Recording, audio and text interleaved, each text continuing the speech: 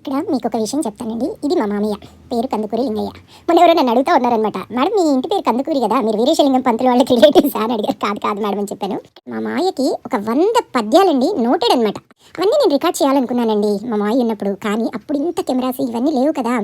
సీడీలో చేసి ఒక CD release చేయాలనుకున్నాను నేను మా మామయ్య పద్యాలు. అలాగే కట్టేసాం చేసేదండి. అసలు ఎంత ఇదిగా చేసేవారు మా మామయ్య. ఊర్లో పెద్ద మనిషి అనమాట. మా మామయ్య మాట అంటే మాటే అనమాట. అంత ఇది ఉండేది పవర్. మామయ్య చనిపోయినప్పుడైతే మా వారైతే ఒక మంచి ఫ్రెండ్ని కోల్పోయాను నేను అనేసి ఎంత ఏడ్చారంటే, అసలు ఇంకా పెద్ద కొడుకు అంటే చాలా ఇష్టం అనమాట. నువ్వు నన్ను పెళ్లి చేసుకోలేదు, నేను నిన్ను పెళ్లి చేసుకున్నాను, నువ్వు మీ నాన్న చెప్తేనే పెళ్లి చేసుకున్నావు అంటూ. పంచంగం పిచ్చి ఏంటంటే మెడిసిన్ బ్యాగ్లో ప్రతిసారి ఎటు బయటకు అడుగు తీసి అడుగు వేయాలంటే పంచంగం చూసేది. అయితే ఇక్కడ నేను ఒకటి విషయం చెప్పాలి.